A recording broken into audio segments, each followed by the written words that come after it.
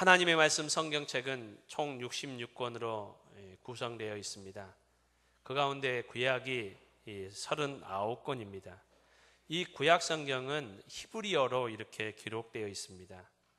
이 구약 성경 39권 안에 들어있는 이 글들을 분석한 학자가 35만 2,319단어로 이 구약 히브리어가 구성되었다라고 이렇게 기록한 것을 제가 보았습니다. 여러분, 이 35만 단어가 넘는 단어들이 이 히브리어로 구약 성경을 구성하고 있는데, 이 단어들 가운데 가장 많이 사용된, 빈번히 기록된 단어가 혹시 무엇인지 아십니까? 제가 이 시간 그 단어를 여러분에게 가르쳐 드리도록 하겠습니다. 이 시간 좀 어려운 우리 히브리어라도 한번, 구약 성경에서 가장 많이 나오는 단어입니다. 히브리어로. 우리가 한글로 읽는 것보다는 히브리어로 읽는 게 더 좋겠죠. 한번 따라했으면 좋겠습니다. 라하밈. 라하밈. 라하밈이라는 단어가 가장 많이 기록됐습니다. 우리나라 말로는 어떤 글로 번역되었을까요? 긍휼. 여러분, 하나님은 긍휼의 하나님이십니다. 우리를 불쌍히 여기시는 하나님이십니다. 여러분, 이 시간 우리가 어떠한 모습으로 어떠한 형편 가운데 나왔던지 긍휼하신 하나님 앞에 나아가는 저와 여러분이 될 수 있기를 주님의 이름으로 축복합니다. 하나님께서 저와 여러분을 긍휼히 여기시고 불쌍히 여겨주실 줄로 믿습니다. 여러분, 그 다음으로 많이 기록된 단어가 있습니다. 그 단어는 하세드라는 단어입니다. 한번 따라합시다. 하세드. 이 하세드라는 단어는 이런 의미가 있습니다. 하나님께서 자기 백성들에게 이 사랑을 나타내고 표현할 때 기록한 단어가 하세드입니다. 하나님께서 우리를 사랑하신다는 것을 표현한 단어가 바로 하세드라는 단어입니다. 여러분, 구약 성경은 39권이 있는데 이 39권 가운데서도 몇몇의 책들은 초기에는 이 책이 하나님의 책이, 하나님의 말씀이 맞는가라고 이렇게 의심했던 책들이 좀 몇 권이 있습니다. 이런 것을 정경성을 의심했다라고 합니다. 이 정경이라는 것은 하나님의 말씀을 말하거든요. 이 책이 과연 하나님의 말씀이 맞는가? 여러분, 그 책 가운데 하나가 구약 성경 가운데 에스더서입니다. 에스더는 여인의 이름입니다. 여인의 이름이 책의 제목이 되었습니다. 여러분, 왜 에스더서를 이 책이 과연 하나님의 말씀이 맞는가 이렇게 사람들이 처음에는 이렇게 의문을 가졌는가 하니까 그 이유 중에 가장 큰 이유가 다른 성경에는 하나님이라는 단어가 나오고 여호와라는 단어가 나옵니다. 하나님의 말씀이기 때문에 하나님께서 말씀하셨다, 하나님께서 이렇게 인생에게 찾아오셨다, 당연히 나와야 되잖아요. 하나님 여호와라는 단어가 직접적으로 기록되어 있지만은 에스더서에는 아무리 찾아봐도 하나님이라는 단어와 여호와라는 단어, 야훼라는 단어가 기록되지 않았다는 겁니다. 혹시 우리 성도님들 가운데서 이번 한 주 동안 에스더를 읽어서 혹시 여호와라, 하나님이라는 단어를 찾으신다면은 저한테 말씀하십시오. 그분은 제가 호주 왕복 여행 티켓, 비행기 티켓을 사드리겠습니다. 여러분, 제 강대상에서 이렇게 약속하는 건 뭡니까? 안 나온다는 겁니다. 여러분, 그렇다고 해서 여러분이 써놓으면 안 됩니다. 써놓으면 안 돼요, 절대. 여러분, 하나님 여호와라는 단어가 나오지 않았기 때문에 에스더서에는 하나님이라는 단어가 나오지 않기 때문에 이것이 과연 하나님께서 하신 말씀, 하나님의 책 맞는가라고 이렇게 의심을 했습니다. 그래서 우리가 잘 아는 종교 개혁자들 가운데서도 여러분 루터 아시죠? 마르틴 루터, 칼빈, 존 칼빈. 여러분, 이 사람들도 에스더서를 가지고 설교를 한 적이 없어요. 왜 그랬을까요? 에스더는 하나님이라는 이름이 안 나오기 때문에 꺼려했다는 겁니다. 여러분, 그렇지만은 이 에스더서가 하나님의 말씀이 맞습니다. 에스더서의 주제를 이렇게 말한다면 저는 이렇게 말씀드리고 싶습니다. 하나님의 섭리. 여러분, 섭리라는 게 무엇입니까? 하나님께 직접적으로 우리에게 나타나시지는 않지만, 보이시지는 않지만은 그 역사의 배후 가운데서 하나님께서 일하신다는 겁니다. 간섭하신다는 겁니다. 개입하신다는 겁니다. 여러분, 오늘도 하나님께서 이 세상을 섭리하시는 줄로 믿습니다. 우리의 삶 가운데서 하나님께서 섭리하심을 믿습니다. 하나님께 직접 우리에게 말씀하시고 하나님께 직접 우리의 눈 가운데 나타나시지는 않지만은 역사의 모든 배후에 하나님께서 주장하시고 이끄시고 하나님께서 개입하십니다. 여러분, 특별히 그 부분을 볼 수 있는 내용이 에스더서 2장을 보면은 다른 부분에도 많이 나오지만은 2장 9절 말씀을 우리 한번 화면을 통해서 보도록 하겠습니다. 2장 9절 말씀 우리 함께 읽겠습니다. 시작.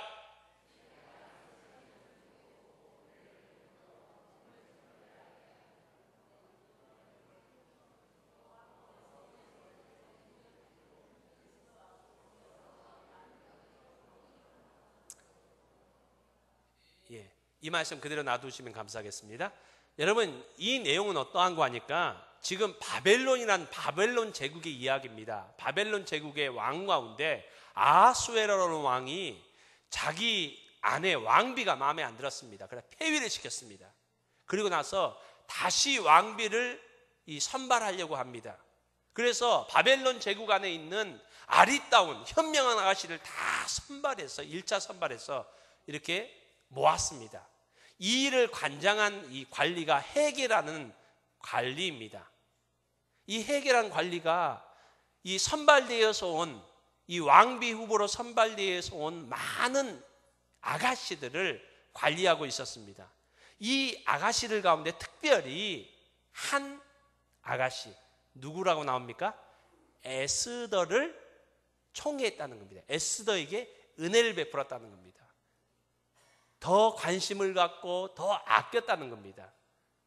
여러분, 이 에스더는 바벨론 제국의 사람이 아닙니다. 원래 그의 부모 때에 이 바벨론 제국의 노예로 포로로 붙잡혀 왔고, 이 에스더는 그 부모에 의해서 태어났습니다. 여러분, 그런 상황에서 부모는 이미 돌아가셨습니다. 자기 사촌 오빠 모르드게의 손에 의해서 이 에스더가 자랐습니다. 여러분, 그렇다면은 그 많은 여인들 가운데서 에스더가 이 헤게의 총애를 받고 이쁨을 받고 은혜를 입을 이유는 하나도 없습니다. 그럼에도 어떤 이유인지 몰라도 헤게에게 다른 바벨론의 아리따운 아가씨들, 또 현명한 아가씨들, 여러분, 그리고 여러 배경을 가진 여러분, 그런 아가씨들. 여러분, 요즘 우리 젊은이들이, 청소년들이 가장 선호하는 직업이 탤런트 연기자든지 이렇게 가수더라고요. 그래서 무슨 오디션 하면은 어디에서 있었던지 얘들이 수십만 명들이 아이들이 이렇게 그거 하려고. 저는 이 세계를 잘 모르지만은 이런 얘기를 많이 하더라고요. 아무리 이쁘고 연기를 잘하고 노래를 잘 불러도 거기에서 이렇게 슈퍼스타가 되기 위해서는 그래도 어느 정도 배경이 있고 밀어주는 사람이 있어야 그래도 될 수 있다는 겁니다. 아무 배경이 없이 빼기 없이는 그 가운데서 주연을 맞을 수도 없고 또 톱스타가 될 수 있는 길은 거의 희박하다는 겁니다. 여러분, 요즘 사법급시도 없어져서 옛날에 이 개천에서 용난다는 말이 이제는 유명무실해졌다라는 그런 기사를 제가 읽어본 적이 있습니다. 이 시대도 그런데 여러분, 그 당시 여러분, 바벨론 제국의 사람도 아닌 여인이 어떻게 왕비 후보로 선출되는데 특별히 그것을 관장하는 관리에게 이렇게 사랑을 받을까요? 여러분, 이게 바로 하나님의 섭리입니다. 하나님께서 유대인들을 보호하시기 위해서 헤게라는 관리의 마음을 움직이셔서 특별히 그 가운데서 사랑받을 수 없고 눈여겨볼 수 없는 이 유대인 포로 에스더를 사랑할 수 있도록, 아낄 수 있도록. 그래서 여기 뭐라고 이렇게 말했습니까? 은혜를 베풀었다. 여러분, 이 은혜라는, 우리나라 말로 은혜라고 이렇게 번역되어 있는데, 이 은혜라는 단어가 히브리 말로 뭘까요? 저는 절대 어려운 질문하지 않습니다. 헤세드입니다. 하나님께서 자기 백성들을 간섭하시고 사랑하신다. 여러분, 우리 19절 말씀도 한번 또 봤으면 좋겠습니다. 2장 19절 말씀, 에스더서 2장 19절 말씀 한번 보여주시면 감사하겠습니다.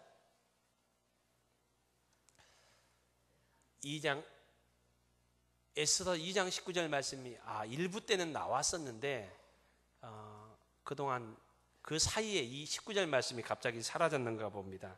여러분, 에스더서 2장 19절 말씀을 제가 읽어드리도록 하겠습니다. 2장 19절 말씀은 이런 내용이 있습니다. 죄송합니다. 제가 2장 19절이라니까 없다고 했는데 참 지혜롭습니다. 2장 17절 말씀입니다. 죄송합니다. 2장 17절을 가지고 있는데 제가 2장 19절이라니까 저기서 당황한 것 같습니다. 분명히 아닌데 이신점심이 안 되었습니다. 지금은. 한번 17절 말씀 읽었으면 좋겠습니다. 시작.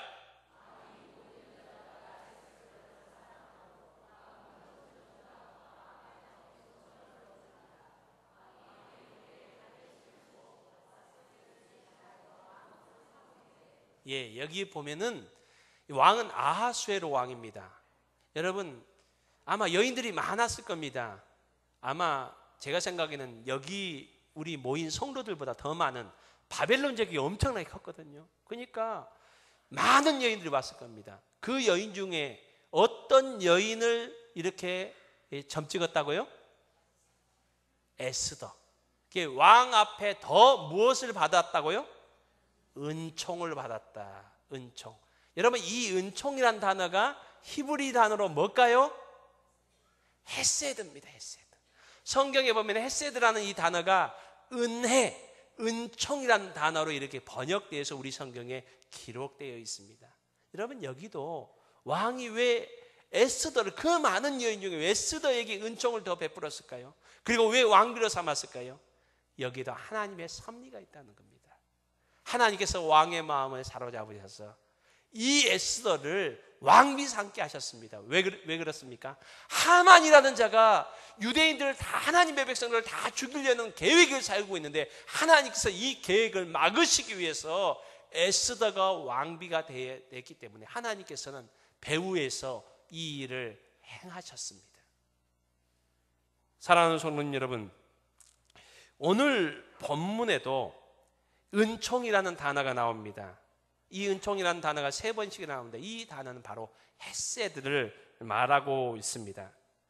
다윗은 오늘 본문에서 내가 은총을 베풀고자 한다, 내가 은총을 베풀겠다 라고 이렇게 말하고 있습니다. 그러면서 다윗은 이 은총이 어떤 은총인지를 말하고 있습니다.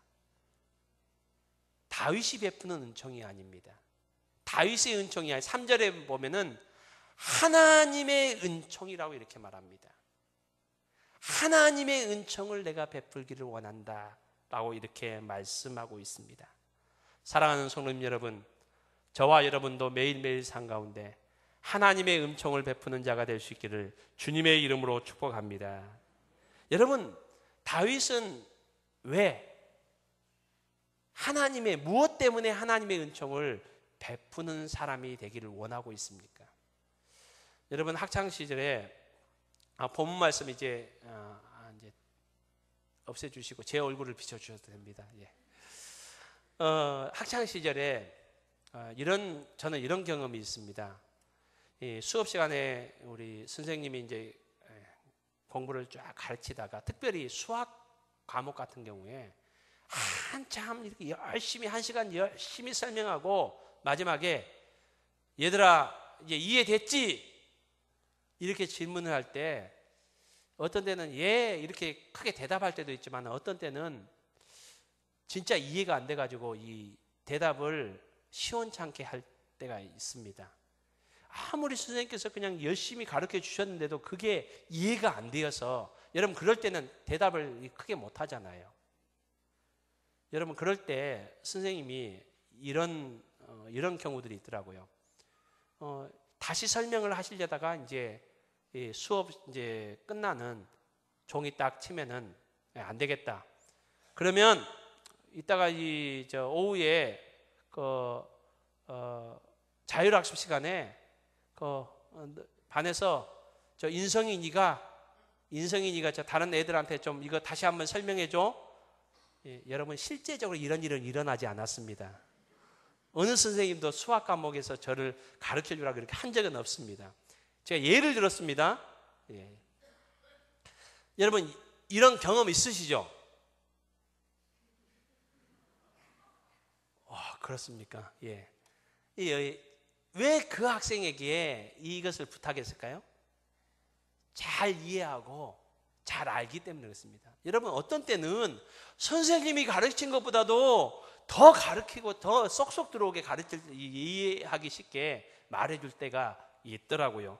여러분 다윗의 삶 생애를 살펴보기 위해서는 성경에 보면은 사무엘상과 사무엘하, 역대상에 보면은 다윗의 삶이 아주 잘 기록되어 있습니다. 사무엘상, 사무엘하, 역대상은 어떻게 보면 다윗의 삶을 기록한 주인공이 다윗이라고 이렇게 말해도 무방한 것 같습니다. 여러분 이 부분을 봐서 우리가 다윗의 삶을 잘 이해할 수 있지만은 이 성경들보다도 다윗에 대해서 다윗의 그 깊은 그 속마음까지 알 수 있는 부분은 여러분 시편입니다. 시편이 150편으로 되어 있지만은 시편 150편 중에 73편이 다윗이 쓴 시입니다. 이 다윗은 이 시편들을 통해서 자기의 삶의 여러 가지 정황들과 형편들과 그 상황들 가운데 자신이 어떻게 살았고 어떻게 믿음으로 승리했는지 신앙 간증을 하고 있습니다. 여러분 이 부분들을 보면 이런 내용이 나옵니다. 먼저 시편 4편입니다. 시편 4편은 내용이 이러합니다. 그 내용을 보면은 다윗이 원수들에게 둘러싸여서 다윗이 이렇게 표현하고 있습니다. 그 상황을 원수들이 다윗을 둘러싸고 있습니다. 그러면서 다윗을 계속 괴롭히고 힘들게 하고 있습니다. 그리고 억울하게 다윗이 고난을 당하고 있습니다. 이때에 다윗은 1절부터 이렇게 얘기합니다. 하나님 내게 은혜를 베푸사 나의 기도를 들으소서 라고 얘기합니다. 여러분 시편 9편에도 마찬가지입니다. 다윗은 이렇게 고백합니다. 여호와여 내게 은혜를 베푸소서 나의 고통을 보소서. 여러분 다윗의 시편을 보면은요, 다윗은 그의 생애 가운데서 그가 힘들고 어렵고 자기 자신의 힘으로 극복할 수 없는 절망적인 그런 사망의 음침한 골짜기를 다닌 것 같은 그런 상황 가운데서 다윗이 취했던 행동은 하나님의 은혜였습니다. 하나님을 향하여 바라보았고요. 하나님, 지금 내가 이 고통, 이 눈물을 내가 해결할 수 있는 것은 하나님의 은혜밖에 없습니다. 다윗은 순간순간마다, 위기의 순간마다 하나님의 은혜를 간구했던 인물입니다. 여러분 오늘 우리의 삶 가운데 힘들고 어려운 일들이 닥칠 때마다 저와 여러분도 다윗처럼 하나님을 바라보며 하나님의 은혜를 간구하는 사람이 될 수 있기를 주님의 이름으로 축복합니다. 여러분 다윗은 이것뿐만 아니라 시편 116편 2절 말씀에 보면은 이렇게 고백합니다. 내게 주신 모든 데를 내가 여호와께 무엇으로 보답할까? 다윗은 하나님의 은혜만을 간구했던 사람이 뿐만 아니라 다윗은 하나님의 은혜를 많이 경험했던 사람입니다.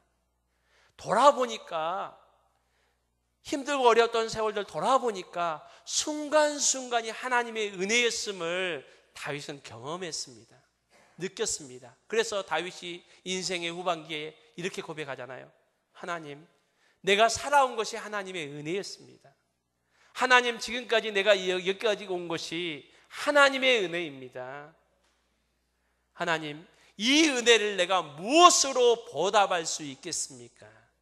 다윗은 하나님의 은혜를 사모한 사람이었고 동시에 하나님의 은혜를 풍성하게 경험했던 사람입니다.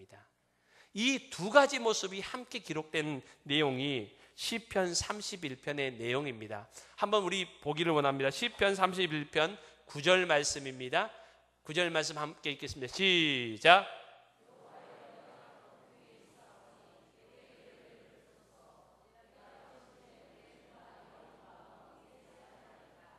예, 지금 다윗은 너무나도 힘듭니다. 힘든데 얼마만큼 힘드냐면은 지금 근심 때문에 눈과 영혼과 몸이 새하였다. 너무나도 힘들면 여러분 뼈가 녹는다 그러잖아요. 마음이 너무나도 힘든 그런 그때에 다윗은 어떻게 합니까? 하나님께 은혜를 간구합니다. 여기 동일한 이 31편에 또 이런 내용이 있습니다. 동일한 19절입니다. 19절 읽겠습니다. 시작.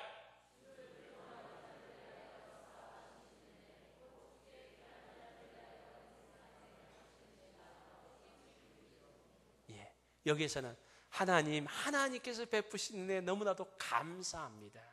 여러분, 다윗은 순간순간 하나님의 은혜를 간구했던 인물일 뿐만 아니라 그럴 때 하나님께 주시는 은혜를 깨닫고 경험했던 사람입니다. 깊이 풍성하게 하나님께서 주시는 은혜를 경험했던 인물이 다윗이었습니다. 여러분, 오늘 다윗은 하나님의 은혜에 대해서 너무나도 잘 아는 사람이에요.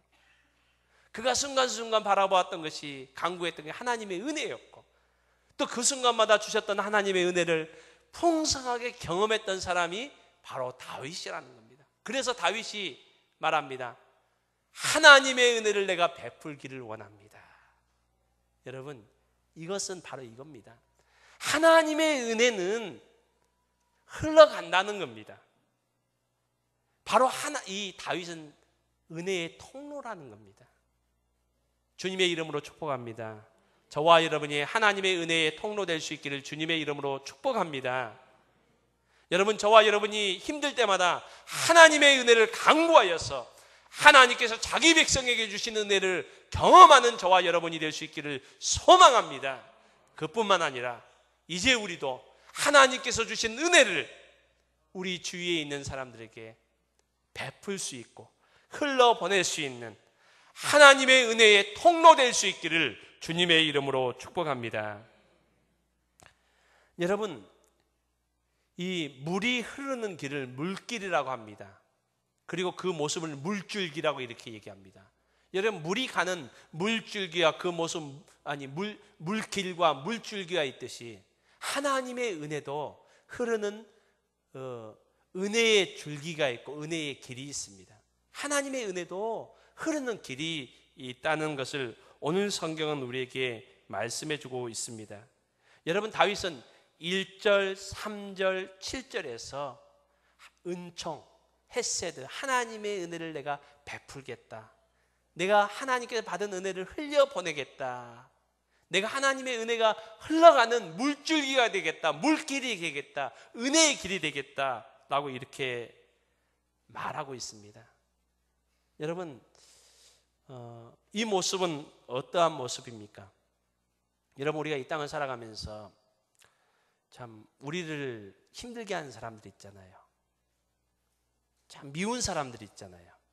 여러분은 그럴 때 어떤 마음을 갖습니까? 우리 마음속에 이런 마음을 갖잖아요. 두고 보자. 두고 보자. 내가 좀 힘없으면 이런 또 마음을 갖잖아요. 네가 잘 되는지 내가 지켜보겠다. 여러분, 우리 이런 마음을 갖잖아요. 그런 마음 속에는 어떤 마음이 있습니까? 참 보복하고자 하는, 복수하고자 하는 그런 마음들이 있잖아요. 여러분, 오늘 다윗의 모습을 보면은 다윗이 자신의 은혜의 물질을 흘려보내려고 이 어떤 사람을 찾습니까? 사울의 가문을 찾습니다. 사울의 이 가문 중에 누구 남은 자가 있느냐? 여러분, 사울의 가문 이렇게 하면은 다윗에게 두 가지 마음이 있을 수 있습니다. 한 가지 마음은 사울이 다윗을 죽이려고 했잖아요. 너무 고통스럽게 했어요. 보복하자는 마음이 없었겠습니까? 그리고 다윗이 이제 사울의 가문 베냐민 지파잖아요. 베냐민 지파 사람들이 사울이 이제 왕에서 이제 물러나고 죽고 다윗으로 됐을 때 성경에 보면은 그렇게 마음을 썩 좋게 생각하지 않았어요.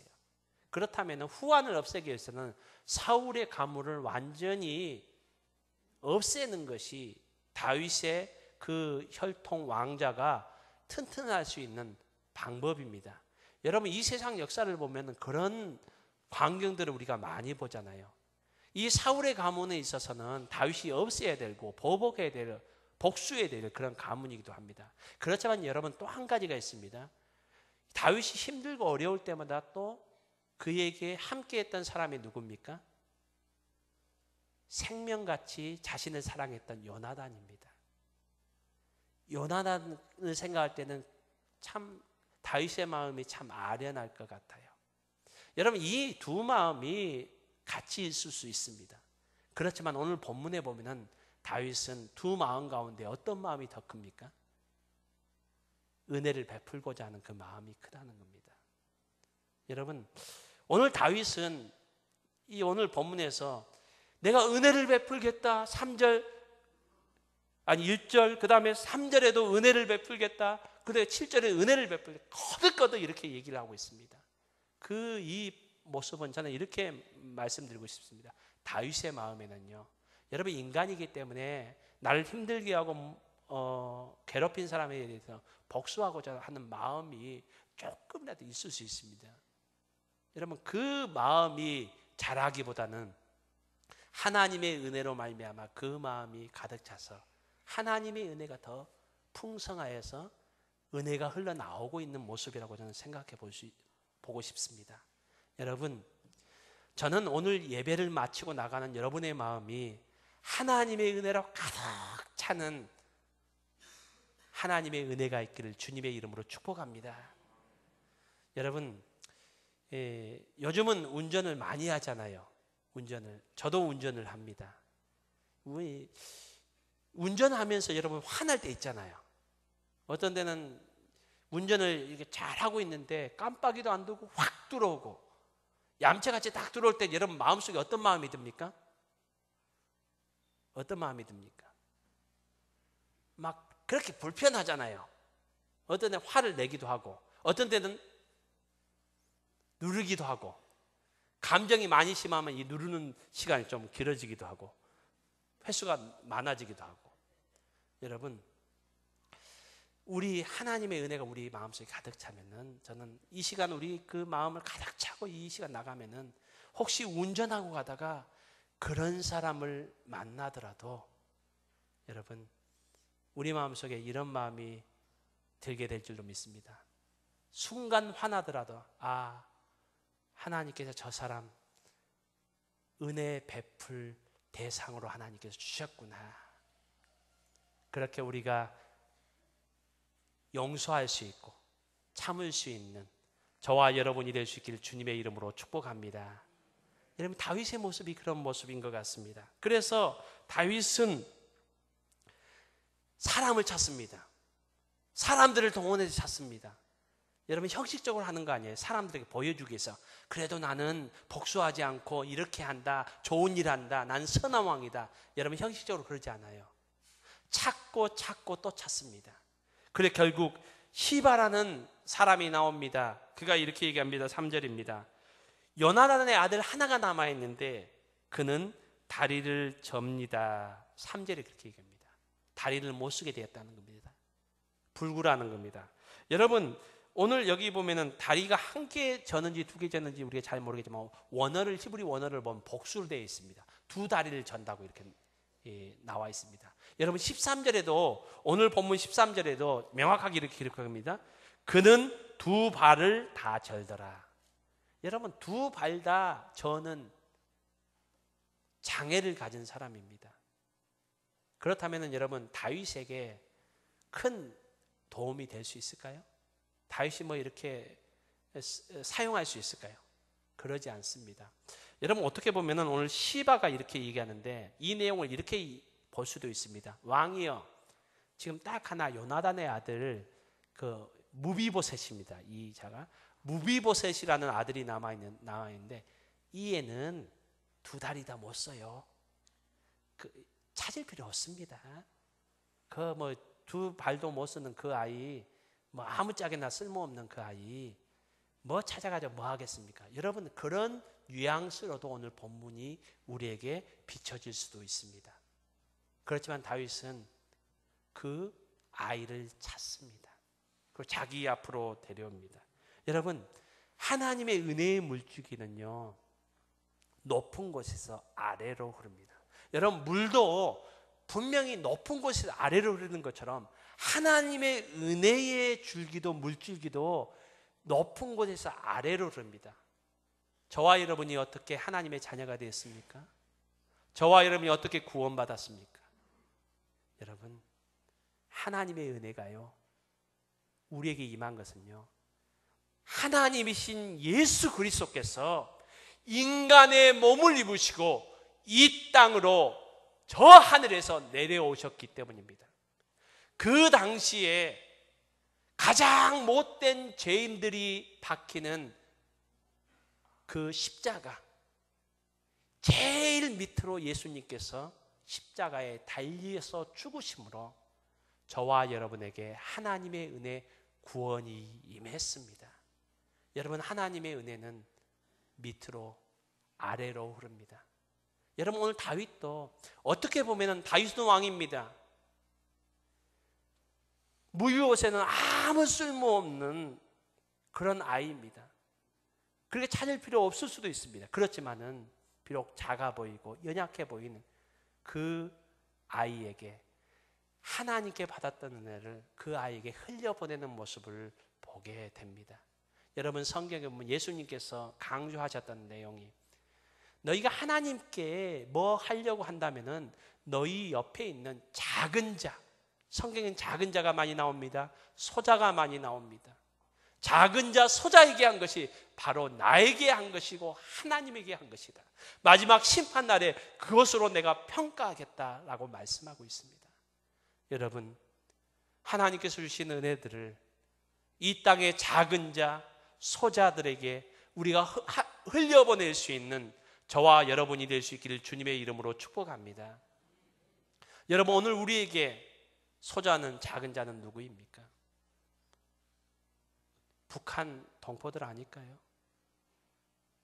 북한 사람들이 우리를 침략하려고 하는데, 여러분, 그것은 우리가 대비해야 되고 예방해야 됩니다. 그렇지만 그 고통 가운데 있는 그들을 우리가 기억하지 못하고 그들을 긍휼히 여기지 않는다면은 나중에 하나님 앞에 가서 내 동포도 돌아보지 못했던, 긍휼히 여기지 못했던 우리 하나님 앞에서 무슨 말을 할 수 있을까요? 여러분, 하나님의 은혜가 연약한 사람, 또 작은 사람들에게 흘러가는 우리 월계교회 공동체가 될 수 있기를 주님의 이름으로 축복합니다. 여러분, 오늘 본문에 보면은 그 무비보셋을 데려왔습니다.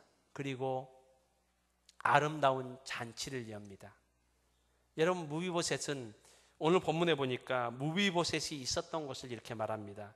4절에 보면 로드발에 있었다라고 합니다. 여러분, 로드발은 그 뜻이 이럽니다. 불모지란 뜻이 있습니다. 이 목장이 없는 곳, 풀이 없으니까 목장이 없고 불모지잖아요. 그러니까 이 무비보셋이 두 다리를 절었잖아요. 장애를 가졌잖아요. 그럼에도 불구하고 사람이 거의 없고 사람이 잘 살지 않고 또 목장이 없고 불모지 같은 그곳에 숨어 있었어요. 오늘 다윗이 무비보셋에게 이렇게 합니다. 무서워하지 말라. 이 말은 무서워하고 있다는 거예요.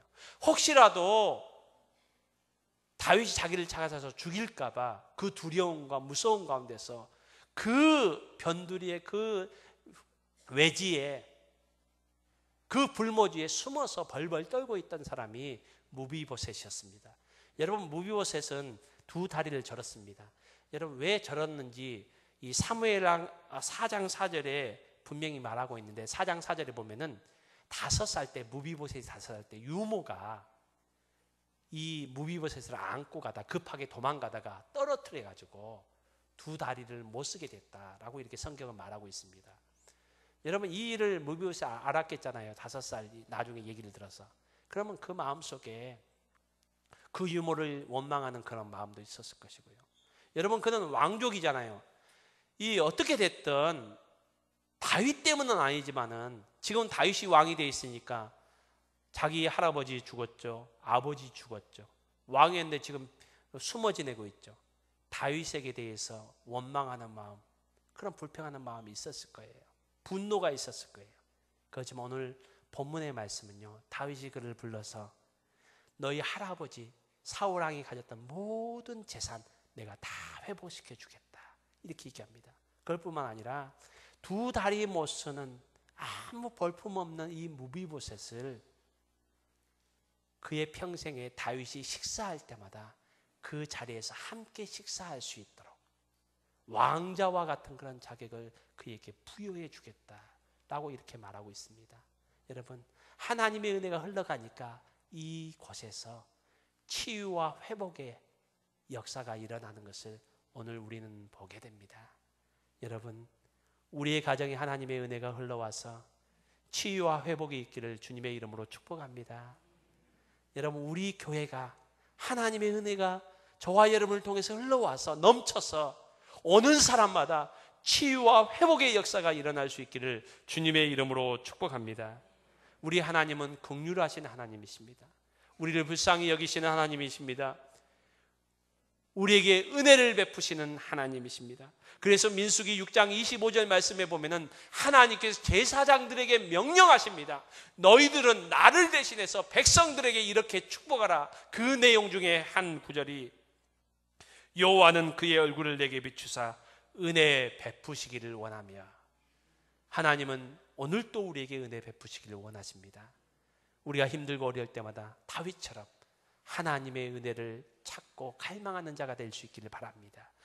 이 하나님의 은혜를 풍성히 누려서 이제는 이 하나님의 은혜가 우리 주위에 흘러가서 우리의 주위에 있는 많은 사람들이 치유되고 회복되는 은혜가 있기를 주님의 이름으로 축복합니다.